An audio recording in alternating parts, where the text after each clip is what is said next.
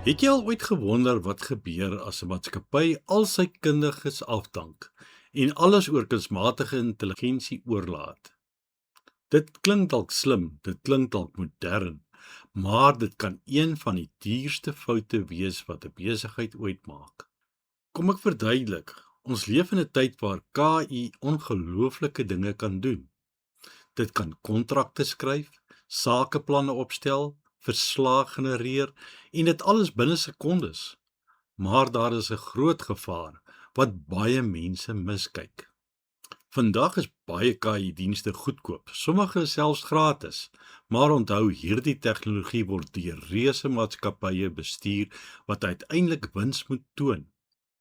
Wat gebeur die dag wanneer jy nie meer vir 'n vaste pakket betaal nie, maar vir elke taak, elke versoek, elke token, soos jy vir water of elektrisiteit sou betaal?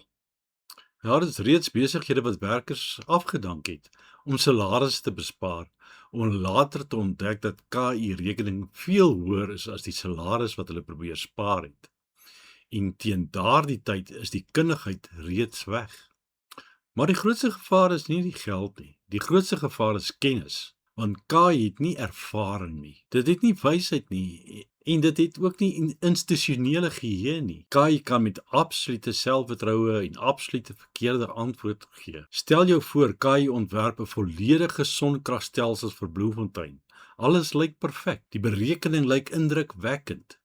Die verslag lyk professioneel, maar die sonpanele word aanbeveel om suid te wys in plaas van noord. Die dokument lyk uitstekend, maar die antwoord is verkeerd. Sonder 'n ervare mens wat daardie fout kan raaksien, word die fout 'n duur werklikheid.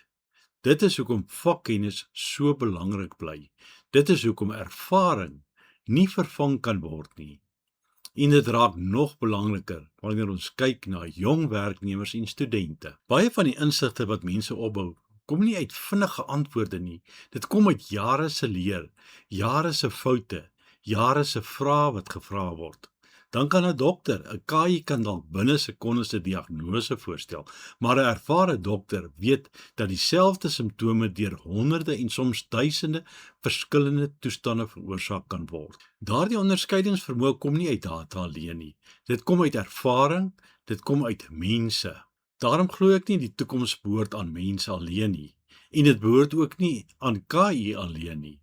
Die toekoms behoort aan mense wat KI verstandig gebruik. Gebruik KI as 'n spanmaat, gebruik dit as 'n hulpmiddel, gebruik dit om vinniger te werk, maar moenie die mens verloor wat die konteks verstaan nie.